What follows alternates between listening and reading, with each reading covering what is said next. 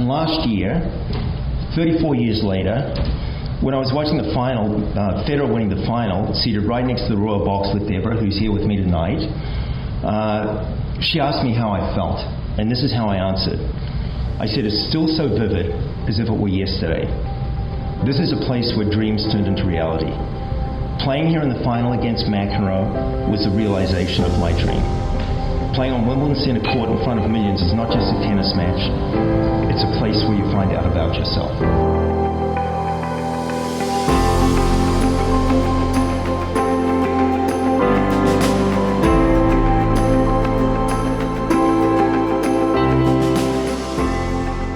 Welcome to the Kiwi Leaders podcast. My name is Xavier Walker. I'm your host and president of the Kiwi Leadership Network USA.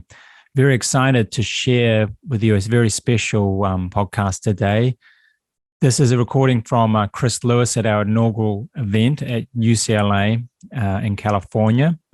Chris Lewis is one of New Zealand's greatest tennis players. He's a 1983 Wimbledon finalist, a former world junior number one, and former coach to Ivan Lendl, who was world number one as well.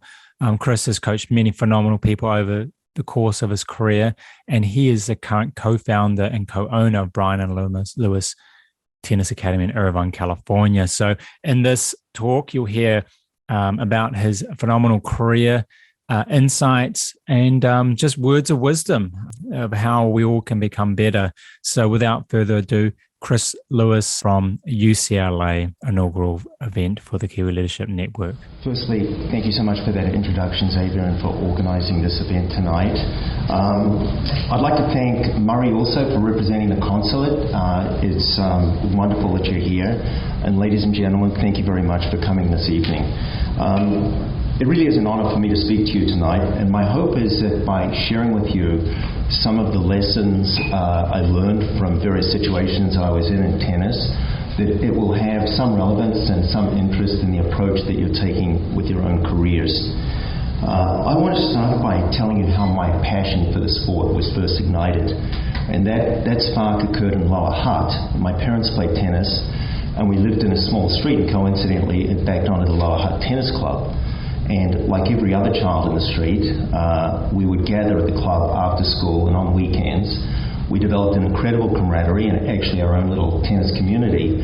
And it was that environment, and that's my first message tonight, is how crucial the environment is in forming and shaping your life. But not only that, the other thing that was interesting, of the 5 or 7 kids, of the 7 kids, 5 of them went on to represent New Zealand internationally. So, I mean, you want to stress the importance of an environment. I didn't know it at the time, but in retrospect, I mean, that's an incredible vote of confidence in how important the environment is. And after establishing that love of the sport, the next logical step for me in the sequence was to actually start competing. And it was Murray mentioned about how competitive it is here in this part of the world. Sport, obviously, the essence of it is competition. And from some quarters, I've heard it criticized that children shouldn't be exposed to it. In my case, I've got to say that just the opposite held true.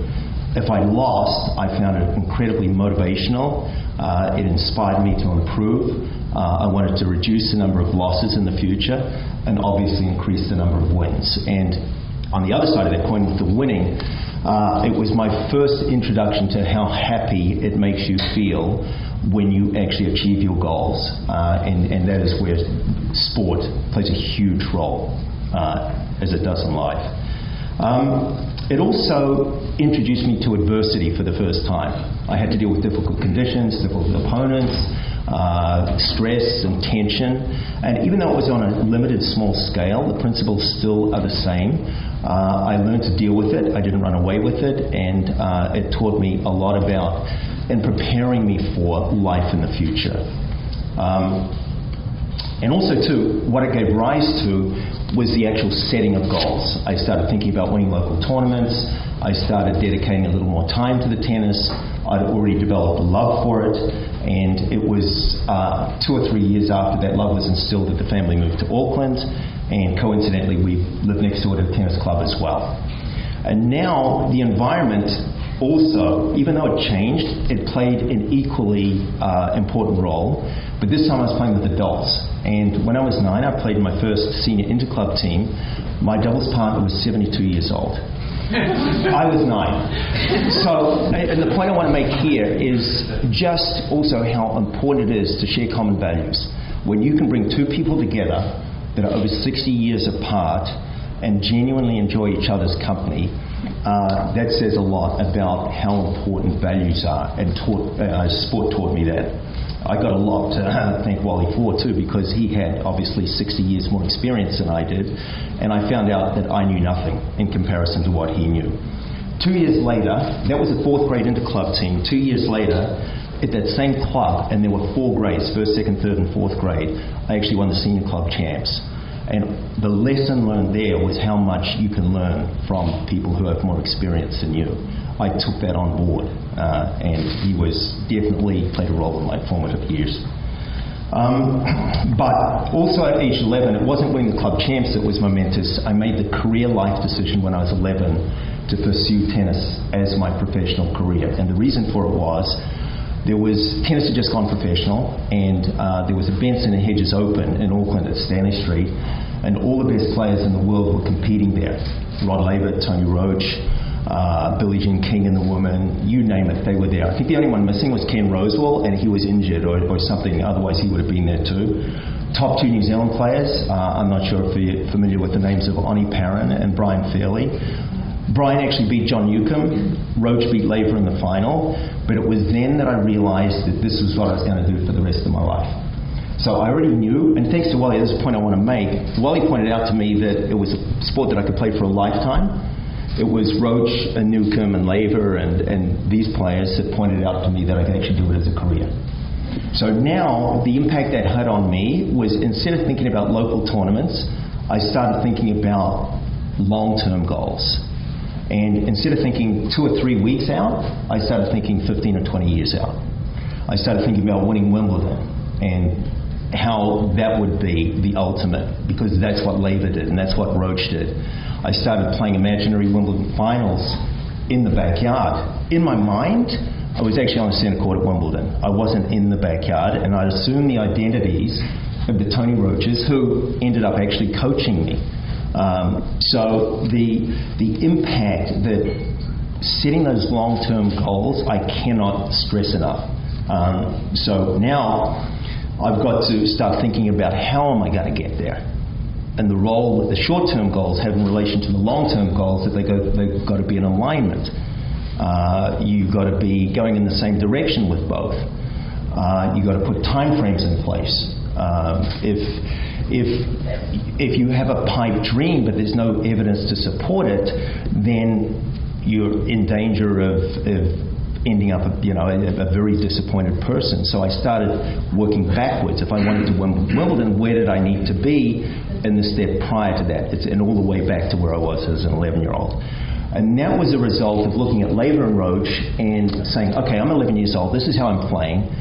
What do I need to do to get to be as good as those guys? And then I put that into practice. I started dedicating myself in a very single-minded fashion to getting to where I wanted to be. It gave me clarity, it gave me purpose, it gave me a hierarchy of values. I understood exactly what was important to me, and I'd allocate a certain amount of time to that top value each day, and then work my way down the list very methodically. And also prior to that week, I thought I was motivated. I found out that I wasn't. Not when I started thinking about what winning Wimbledon required and what winning the Auckland Champs required. 2 very different things. Then when I was 15, I started beating the top men in New Zealand. Not the very top men, but men in the top 10. And as a result of that, I was invited to practice with Brian Fairley and Oni Parran, 2 players of truly international standard. I'd watched both of them play at that Benson and Hedges Open. And now here's the beginning of this dream becoming actualized. Here I was at the other end of the court, and I started understanding what the requirements are to get to the top. These guys were capable of beating the best in the world. That's no accident. And I started examining what those characteristics were. As far as Oni goes, who's familiar with the name Oni Parent? Great. Okay. So Oni was in tennis. There are 4 categories. There's the mental, there's the physical, there's the technical, and there's the strategic. Oni, I would have to say, would be the toughest competitor that I've ever played, including Mac or anybody on the planet. He wasn't gifted physically. I don't think he would mind me saying that. He was strategically very sound. Technically, he was ordinary.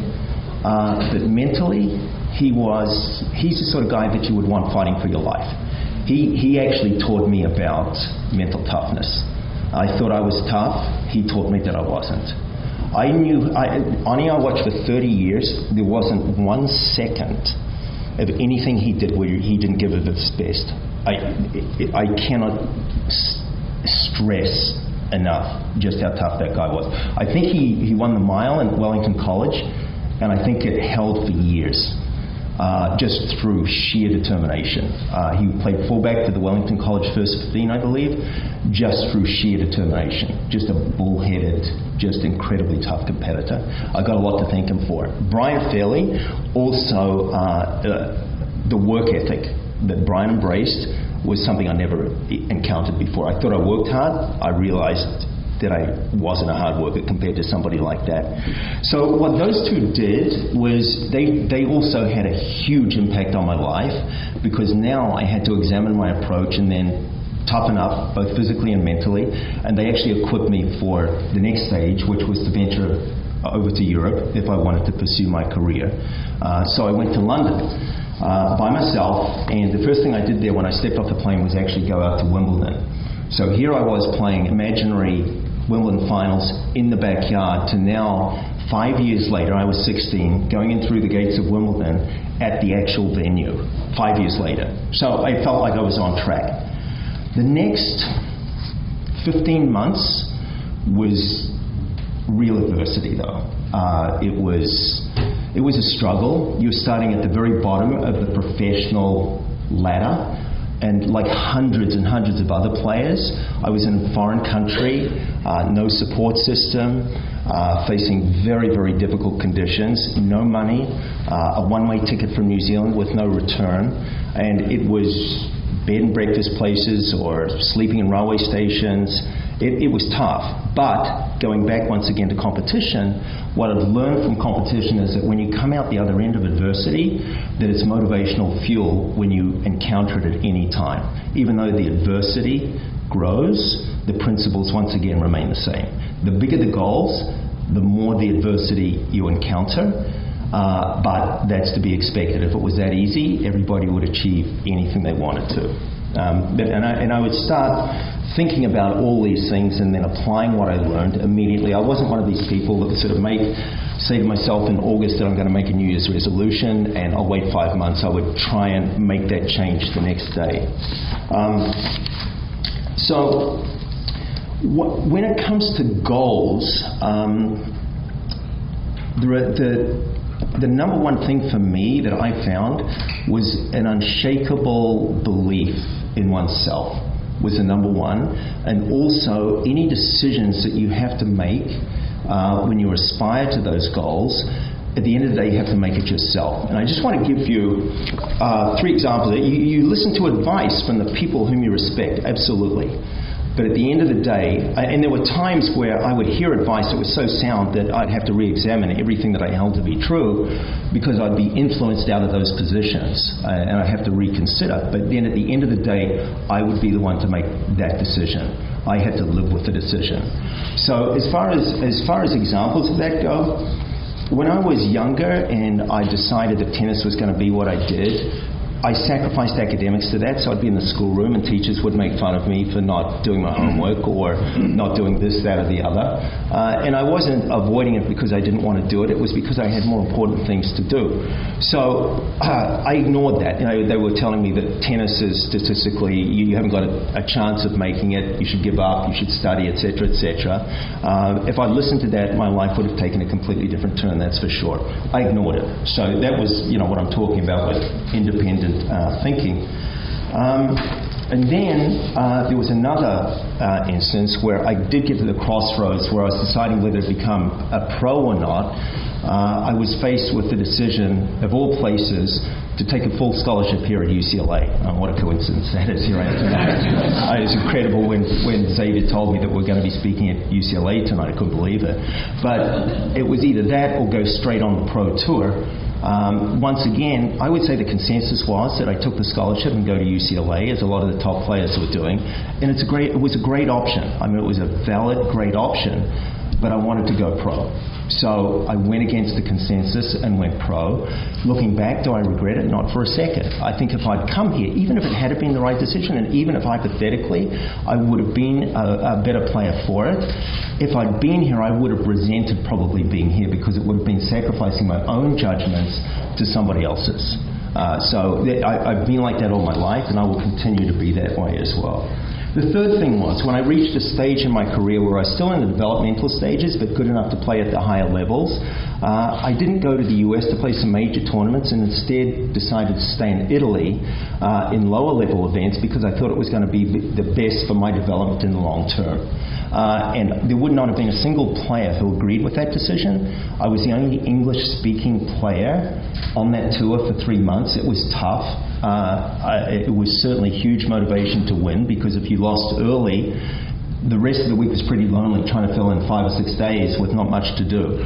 So I made the decision to play in Italy, and then coincidentally 2 months later I had the best tennis of my life to date, where I got to the final of the first major international pro event, and I think it was a direct result of that decision to play in Italy. I think those two were inextricably linked.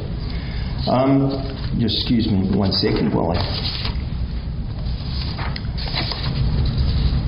the other thing that I wanted to say was that when it came to adversity and self-motivation is incredibly important, and my self-motivation was a direct result of the passion that I felt for what I was doing. It was that passion that allowed me to endure any adversity or any hardship that I had to confront, and that was my fallback position. Is I would remind myself where I wanted to go in the long term, and that was enough. It's an intrinsic motivation. It's not extrinsic. You know, I would listen to some players and they would talk about how they wanted to do it for the financial future or for the status that would get them if they did well. I certainly wasn't like that. Mine was just driven purely by a love of tennis, and the other things like the finances and the status were just absolute byproducts that were so secondary. Not even a competition.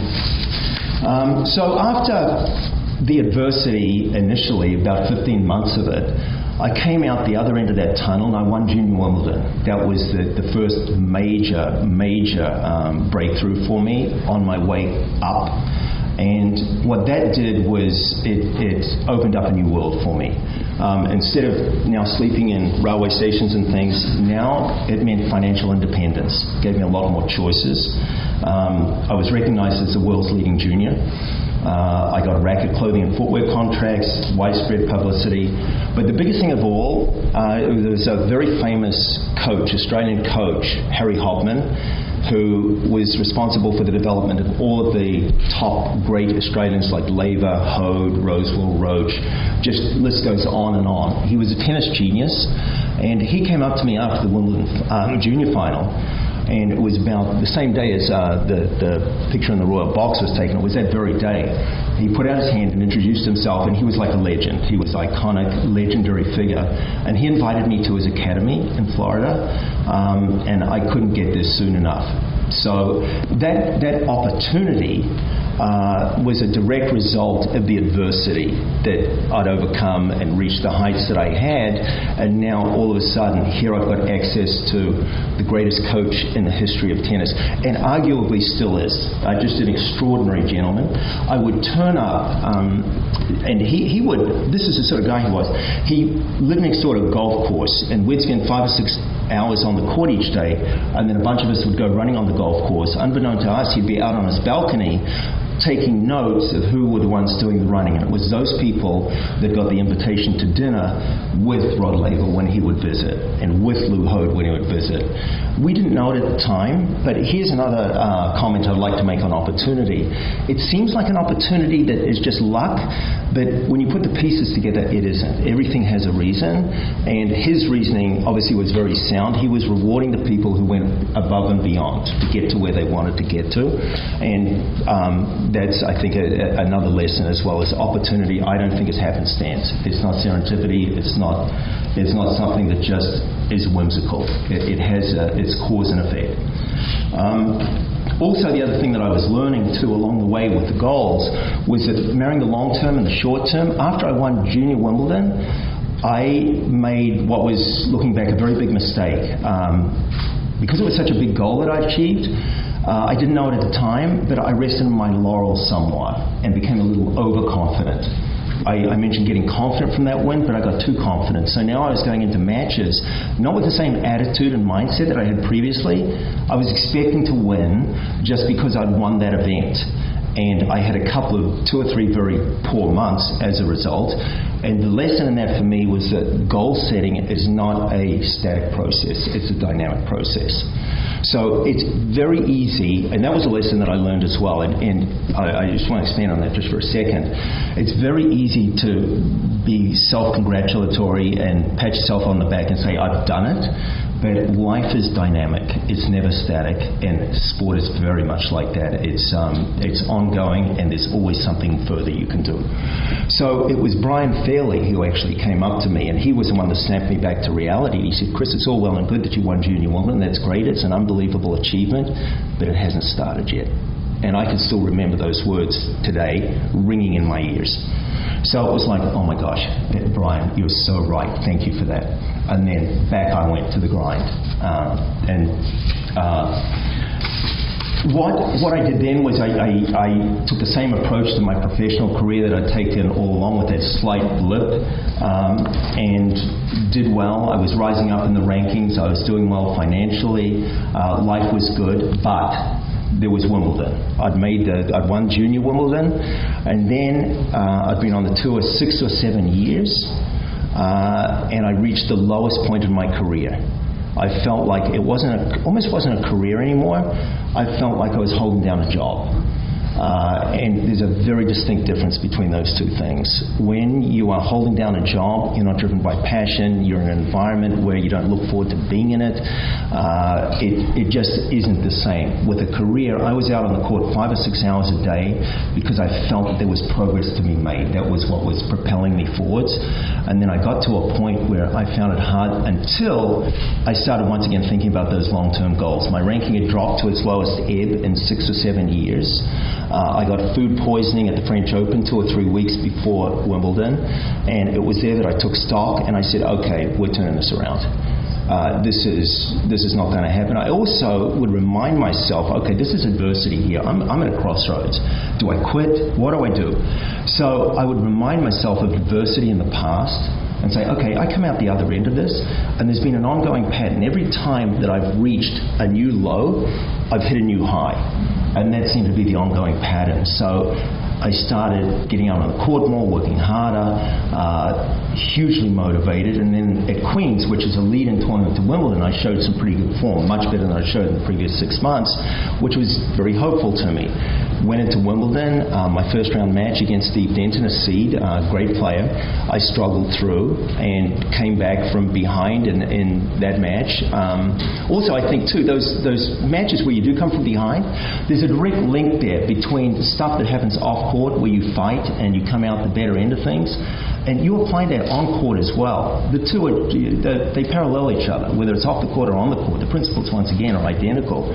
So here I am in early '83, winning these 5-set battles, a marked lift in confidence, and I'm on the way. So 15 years now after playing imaginary Wimbledon finals, now I'm in one. So when I play on that center court, and I had previous experience on the center court. It wasn't my first time that I'd played there. it was real to me. It wasn't like a new experience because I think too, and this is something I've examined in the past, those imaginary finals, 90% of them were Wimbledon finals. They weren't the US Open finals, they weren't the Australian Open finals, they weren't the French Open finals, they were Wimbledon finals because that was the premier event. And I just wonder whether or not, had I dedicated more time to playing imaginary Australian Open finals, yeah, it makes you think, because I think that the two only, I don't think that was any sort of coincidence. I felt as though that there was more of a surge at Wimbledon. When I walked through the gates the first time after turning up in London as a 16-year-old, and I walked through those gates, it wasn't during the tournament. The courts were empty, but I got goosebumps. It was spine-tingling. That was because of how highly I held it in regard. And then to actually be playing there for the final, after winning 6 matches in a row, confidence was off the charts. I mean, unfortunately, I was playing against a guy who was arguably the best grass court player in tennis history at the time. But I genuinely thought I could win that match for 2 reasons. I thought that I'd been winning those imaginary finals. I was always the guy that won them. And then I felt that I had a genuine chance, and I'd come from this low to now this high, and this confidence you couldn't measure. It was amazing. Unfortunately, John felt the same way. But still, it was an incredible feeling. I just also want to make the point, too, that in the players' box was Tony Roach. And Tony was the player whose identity I'd assumed in those finals. He was my favorite player. And this is another opportunity, it's another story, but he became my coach. He was a protege of Hopman. He was in the box there supporting me. In the semi-final, at match point, I looked up at him and I acknowledged to Tony, I looked at him before I won the match point, looked up at him, nodded and said, "This is for you." I wouldn't be here had it not been for his input, and I wouldn't have. Or with Harry Hoffman or Brian Fairley or Ani Parent, they were all instrumental in my development. They all taught me things I otherwise never would have learned. I just want to say a word about how it felt after setting these goals in place and now finally arriving at the ultimate goal that you've set 15 years previously. So I'm in the waiting room with McEnroe. I know him well. We get on fine. Not a word between the two of us. It's deathly silence. There's a packed centre court. I'm sort of wondering, is the Queen going to be in the royal box today? She was there for the semi-final. You've got the world sporting press up and down the side of the courts. You've got, it's actually the world's 3rd most watched sporting event, or it was at the time, behind the Olympics and the World Soccer Cup, the World Cup. So you're aware of these things, you're aware of the significance and the size of the occasion, and here you are, you're the central player in it. There's a surrealness about it. Everything happened in slow motion. Just walking out onto the court in the warm-up, it was like it was in slow motion. And it's like almost like you're an observer watching yourself play. It's that tangible, it's that real. Spine-tingling walking out, thinking about it still gives me goosebumps. And this was made all the hardship and the struggles and the overcoming of adversity worthwhile. I didn't win, but there was an enormous pride in what I achieved, namely 1 match away from reaching my ultimate goal of winning the world's greatest tennis tournament.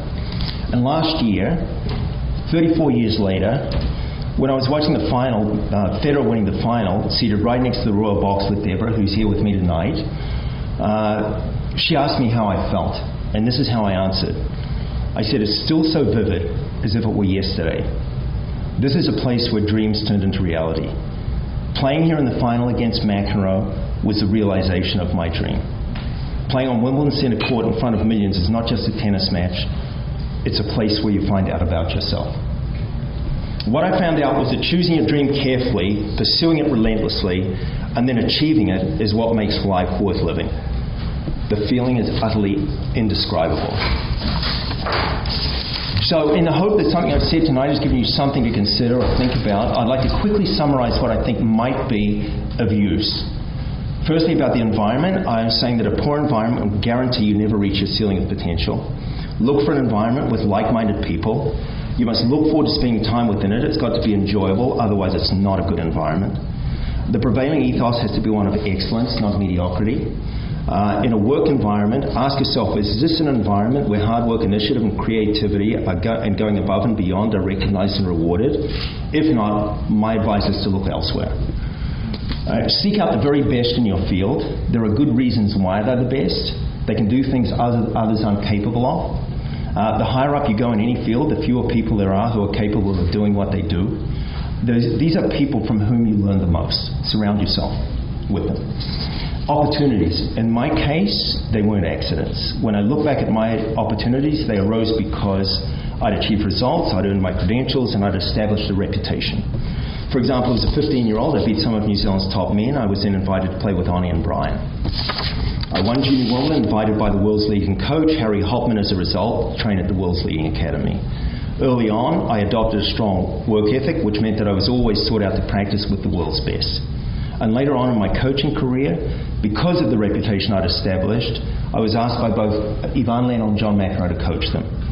And then a word about my observations on confidence. And that is a necessary ingredient if you are on the path to where you want to get to. You've got to be confident, because if you're lacking confidence, it's not going to happen. And my take on it is that confidence comes from competence. It comes from mastering a subject. So as I did with Brian and Oni, I looked very carefully at what made them what they were. I looked at what made the champions what they were, and then tried to use that information, evaluate and respond to it accordingly. You learn from the best, and to become confident, you need to master your subject, and you need to examine ruthlessly what that requires. It's not just like tennis, for example, it's not just hitting a tennis ball. It's mastering the technique and the strategy and the mental side of it, the physical side of it, and all the subcategories that are subsumed by those major categories. That's how it's done, and that applies in any field. I want to give you some examples, too, of confidence as they apply to the very best in the history of tennis. Here's an example with Connors. Before he won any Grand Slam tournament, he was asked by the world's press what he thought his chances were at the US Open. Mind you, he'd never won a Grand Slam before. And it was a room like this, and he said, ladies and gentlemen, it's like this. There's 127 losers here in me. That's confidence. I'll give you an example of somebody else, Jim Courier, when he was 18 years old, a future number one in the world, a number one in the world in the making, and he was in Stockholm, of all places. And Stockholm is an indoor tournament, a major indoor tournament, and practice time is very valuable because it's limited. He had booked his practice time, and the minute that he was eligible to go out on the court, he walked out. One of the players who'd never seen him before said, "Who the hell are you?"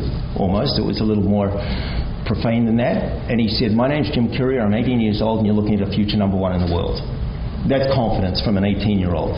Ivan Lendl, when asked what he was going to be in the future when he was a teenager, he had no hesitation in telling you that he was going to be number one in the world. I had dinner with Boris Becker 3 years after he won Wimbledon. And I said to him, Boris, I said, how did you feel going into Wimbledon the first year when you were 17 and you won it? And he said, Chris, I knew I was going to win it. I knew it. He just said it very matter-of-factly. Now, it sounds arrogant, and that was my first reaction to it, but then you examine it. They were all responses to questions. This was not somebody going around telling everybody what they were going to be. These were people that genuinely believed what was in store for them. Just an unbelievable, unshakable confidence. It got them, they developed it, but it separated them out. And they were answering questions. They weren't going around blowing their own trumpet. They were asked, they just gave a matter-of-fact answer. That's how they were. I found that fascinating. And as far as goal setting goes, I'm changing subject here, but in the interest of time, I don't want to miss the rocket launch. Project as far into the future as you can and make the goals as specific as you can. Here's an example. Like when I'm coaching, I'll say to somebody, look, your serve's got to be bigger. You're just not going to survive. You're going to get killed on the return. And then if I left it that vague, sure, they might make their serve bigger, but if I concretize it for them and say, all right, let's give yourself a specific goal. Let's say a year down the track, let's make your serve 12 miles an hour faster. And okay, yeah, I can do that, but that's pretty tough. Wait a minute, let's break it down. What if we say a mile an hour a month? Now we've got a time frame and we've got specifics. Boy, a mile an hour a month doesn't seem that bad. Well, how about we break that up into weeks? How about a quarter of a mile an hour a week? It's like, oh, I didn't think of it like that. There's a relationship between the short term and their alignment with the long term. And you can apply that, with major goals, but there it is in a very micro form, and it works. If you measure it, you've got time frames, it's more real. You need evidence that you're on track. The short term gives that to you. So make the goals as specific as you can and give yourself time frames. It gives you clarity. When you have long-term goals, it integrates your day and your months and your years. You're now purposeful. You're not aimless. You're not subject to the arbitrary whim of whatever current comes along to sweep you away. You're immune from that. Know where you're going. And that goal achievement is always an ongoing dynamic process. It's never static. But most of all, it's goal achievement that gives you happiness. It really is. And the greater the goal that is achieved, the happier it makes you feel. And on that note, I'd like to thank you, ladies and gentlemen, for listening to me tonight. It's been an honor and a privilege to be invited to speak. I want to congratulate Xavier on the great work that he's doing. We've had a dinner a couple of times together, and he is somebody very special. I'd like to personally thank you for that work, Xavier, and thank you for listening to me.